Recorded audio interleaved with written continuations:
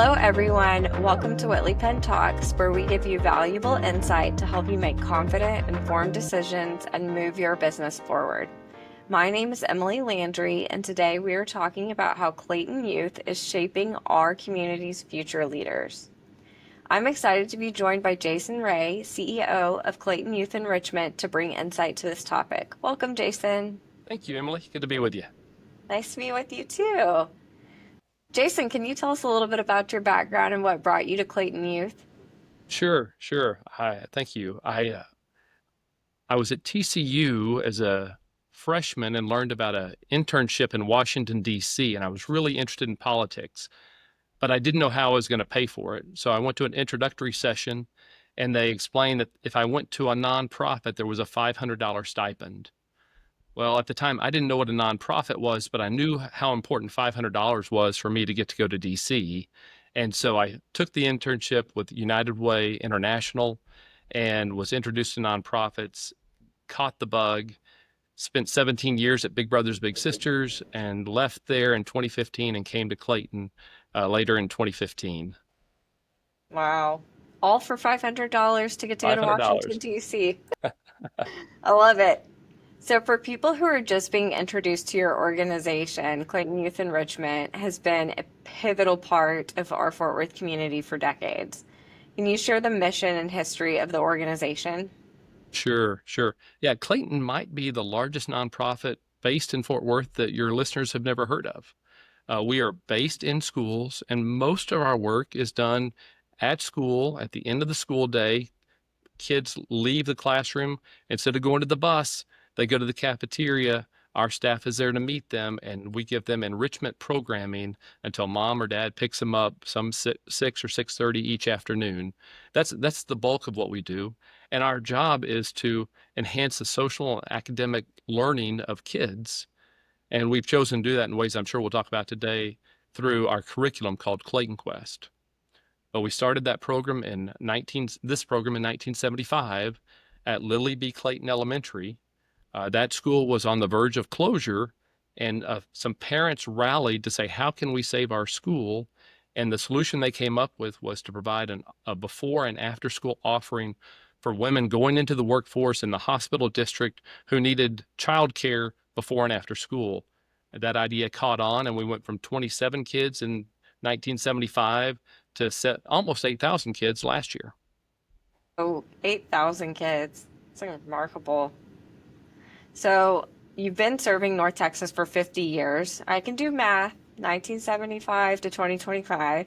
What are some of the biggest milestones or transformations you've seen over that time? Obviously, explosive growth from one campus to however many it takes to get to 8,000 students, but Yeah, lots of other things too, I'm sure. certainly. In the last few years, just before I arrived, Clayton had moved into the early childhood space with a center in near Southside. We continue that work with a center at Broadway Baptist Church today, and we're this next month opening a center in Keller that's going to serve teachers and their children as well as the community, and for children 0 to 5 years old. So, really excited about that new center we're opening up. Beyond that, I'm sitting in our Clayton Community Center in East Fort Worth, where we're providing services directly to the community.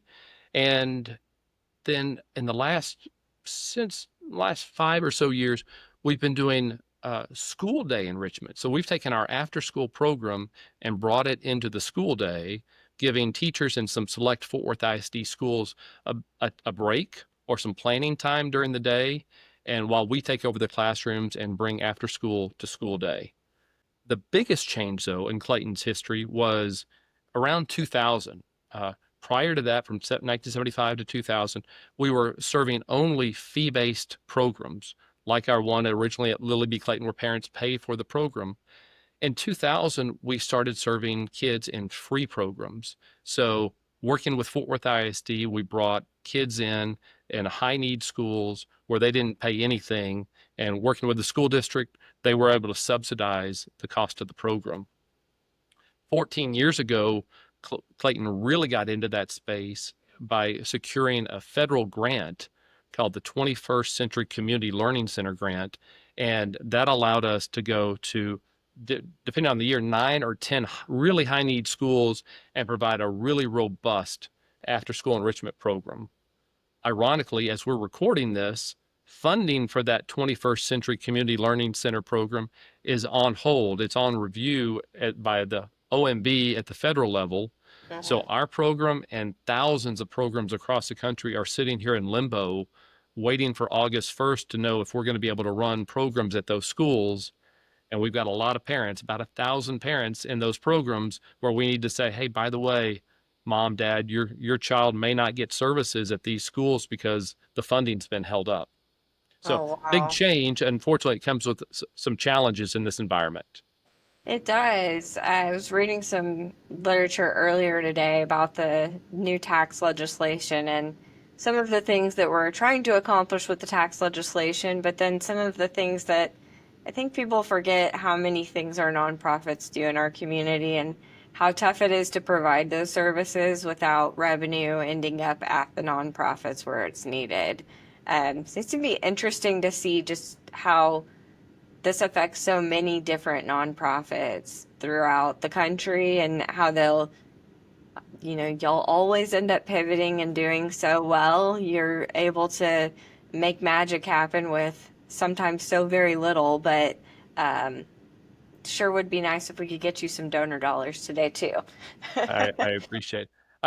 What's really one of the things that attracted me to Clayton was it's truly a social enterprise, and it Mhm. started off that way, where we earned fees from parents like we did in 1975 at Lily B. Clayton Elementary, and those parent fees paid for the program. And as we've grown, we've been able to take those parent fees that we earn across Fort Worth, Keller, and Crowley school districts and reinvest that into scholarships for for kids who can't afford it or to support our free programming. And in this changing economic environment, it's harder than ever to have that net income that allows us to invest back into scholarships.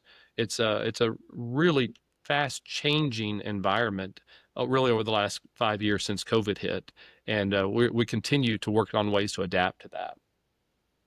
I think that that's going to be a key theme for so many organizations. And you got it right. It feels like that's been very accelerated since COVID. Just to see how people have had to adapt and had to adjust to make things work. But so I'd like to hear more about Clayton Quest, the life skills curriculum. So what makes it unique? How do your kids respond to it? Well, when I first came to Clayton, one of my first tasks was to survey a bunch of my educator friends with the question, if you were starting an after school program and could do whatever you wanted, what would you do? And got a lot of responses, but there was a little bit of a common theme. And a principal at Lamar High School in Arlington gave me an answer that I've held on to since, well, it's almost 10 years ago that he shared that thought with me. He said, Jason, thanks for asking the question. There's value in teaching kids anything, but I want to make sure I get Andy's comment right. Mhm. Where I would focus all of my efforts is in the development of empathy and conscientiousness, which requires close supervision and real time coaching, helping kids appreciate that their words and actions affect those around them and themselves is extraordinarily important.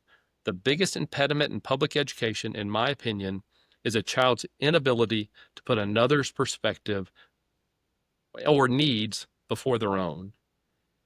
And that sense of using this after school time where we have a blank canvas of how we spend time with kids and what they take away from it, saying, we've got educators during the school day, they're going to teach reading, writing, arithmetic.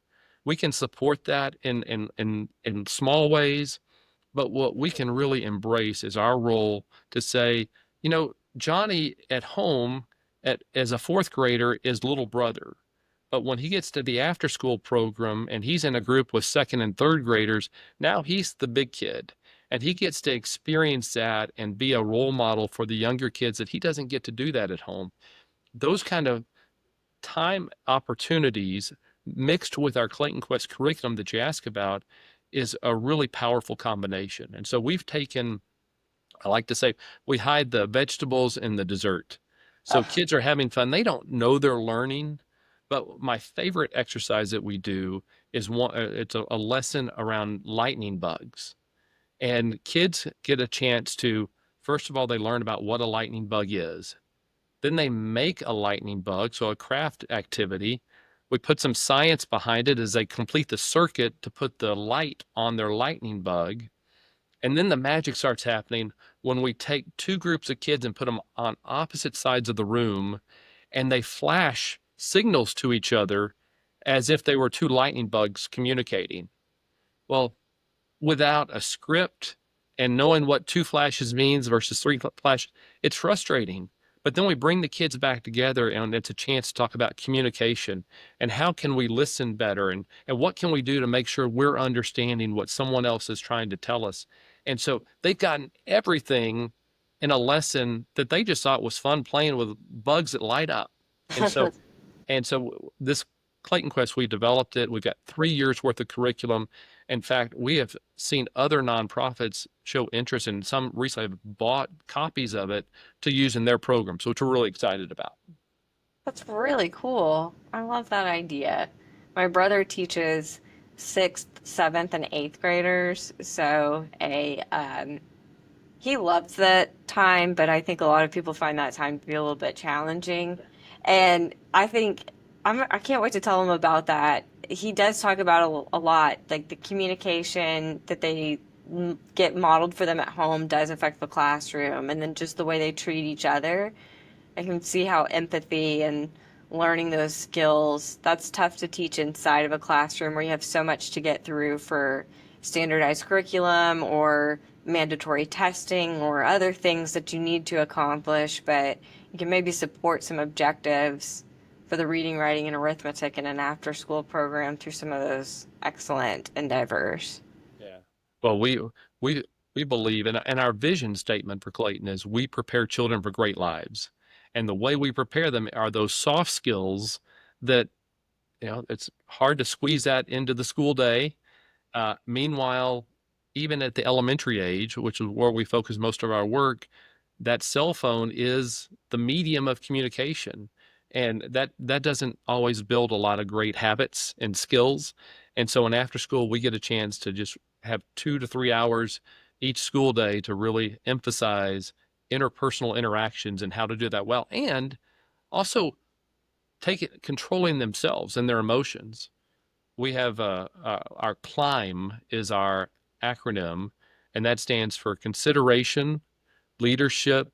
I always forget independence, mindfulness, and building relationships. And so, if we can work on those 5 things, they're prepared to be better students during the school day, better kids at home, and ultimately better leaders in the community. That's so powerful. And we have kids as much as 2,000 hours a year in our programs. And so how great is it that we're able to spend that time very intentionally growing those skills? Right. And I think too, like you said, yeah, I even think about like myself. I'll throw the stone at myself, not at someone else here. Um, those screen time reports you get weekly, and you think, oof, how did I choose to spend my week last week? Maybe not in the best, most positive way. I could have spent that a little differently. And um, maybe they're also developing some better habits of how they choose to invest in themselves and in each other, I would hope too, developing some lifelong friendships. That's absolutely. Yeah. Wow. So, what are some of the biggest challenges facing youth-based nonprofits? I mean, obviously, some funding related issues could be very significant in this upcoming year, but are there any other challenges you see? You touch on tax implications and things of that nature, and you're going to know better than I any short-term effects of that. Um, for us in our space, competition is important because we have for-profits who look at after-school programming in certain communities and see a revenue generating opportunity. And so we find ourselves competing in some of our important school districts with for-profits who have much jazzier marketing, and we have to convince the school district that staying local, staying nonprofit is the right answer for them. And so it's an interesting dynamic that I'm not sure a lot of nonprofits deal with, but for us, that is a major challenge. And of course, we know what happens when for-profits have profits to reinvest with stakeholders. We're proud to reinvest ours back into the community and scholarships and free programming for kids who really need it. That's great. And a tough challenge to take up. I think, there's obviously quite a bit happening with public schools in Texas, and that's probably not one of your smallest challenges to deal with either. No, it's absolutely. Right at 50 years, we've had a fantastic business model that worked just great. And with elementary schools getting smaller as kids have more options for charter schools, private schools, homeschooling, you marry that with lower birth rates, and even a fast-growing community like Tarrant County is seeing school age kids numbers drop, Uh-huh. especially in our large urban districts. And so it is a changing environment and one that we're working hard to catch up with and figure out what's the next strategy. That sounds like not a small challenge, but one that you're probably very well suited for after all those years of experience. Well, thank you. We've got a great team. Yeah. So, dreaming big, what's one thing you'd like to see Clayton achieve in the next 5 years? Hmm. I might give you two. That's okay. I'll take a bonus answer. Growing our services beyond Tarrant County is really interesting for us. We're in such a great growth area, but going to the rural communities that are growing fast is an interesting strategy for us to grow with some districts. We Uh-huh. started in Keller ISD in 1993 with 3 elementaries and just grew with them up to 23 elementaries that they have today. That's an important strategy for us to look into. And the other is ClaytonQuest. We believe that because it was designed specifically for after school programs, it's unlike anything that's out there. And so we are promoting that to other organizations and see that as a way for us to reach more kids indirectly by other agencies using ClaytonQuest as their after school curriculum. And so we're looking for ways to promote that to other agencies. I think that's another creative way too to not just perhaps increase revenue when revenue might be in a shortfall, but also to really spread your mission and increase your reach. And maybe not just this community, but who knows, maybe it goes to a totally different state and expands the reach far beyond what the original founders envisioned when they created the organization. That is right on the money, and we would be very proud, as equally proud of Right. doing it through others rather than doing it ourselves. Sometimes it's easier that way too, right? It can be. So before we finish this episode, can you let us know how we can connect with you and how our audience could get involved? Certainly. Thanks for that question. So, ClaytonYouth.org is our website. If you were to go there, a couple things I would point out to you, but beyond the nuts and bolts of how we provide our services, we have an event coming up in November called the Courage to Climb event. We talked about climb and what that stands for. And we're going to celebrate Clayton's 50th anniversary with a party at the Social Place in near Southside. Just a fun 70s theme get together. But one of the neat elements of the program is we're going to have two honorees. One's Karen Denny, a former board member and attorney who's a great supporter of Clayton. But the other is Whitley Penn. We have had a board member from Whitley Penn consistently since 2004. John Van Zanten in 2004 joined the Clayton board, and since then he's passed the baton to Mark Duffy, and then to Justin Wetzler, and then currently to our current board member, Whitney Bolfing. And in addition, we had the benefit of, for a brief while, Mark Topol served on our Clayton Foundation board. Mark's an old friend of mine and dearly miss him, but it was a great connection between Whitley Penn and Clayton over these years, and we wanted to celebrate that. So that'll be part of our celebration. In addition, we're working on a fundraising campaign for scholarships. With our business model and the changes that have happened, we can no longer afford to give as many scholarships for our summer camps or our after-school program as we have historically. And so asking the community to raise the philanthropic dollars to help us do that work would be really helpful to us. So those are two ways you can get engaged with us. And we haven't even talked about our summer camps, but we're filling a gap for families, not just with after school and before school, but also that summer need that families have. And of course, meanwhile, when we're doing all this for kids and we focus all our work on kids, we know we're also helping mom and dad who have a workforce development challenge of cost as well as time to make sure the kids are getting care when mom and dad need to work. And so that's a role that we play, and those scholarships help us do that for more kids. You can find us on LinkedIn, Facebook, Instagram, and love to connect and talk more about what we're doing. I love that. I love the idea of scholarships. I think that's a great way if you've got the financial ability to give back. That's great. If you just like a good theme party, though, a 70s theme party sounds like a lot of fun to help celebrate 50 years of an amazing organization doing great work here in our community. Thank you.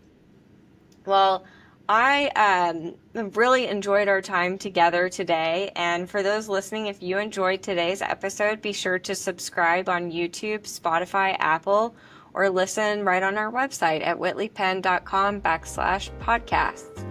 Thank you again, Jason, for your time and for your willingness to speak with me today. I hope everyone has a wonderful rest of your day.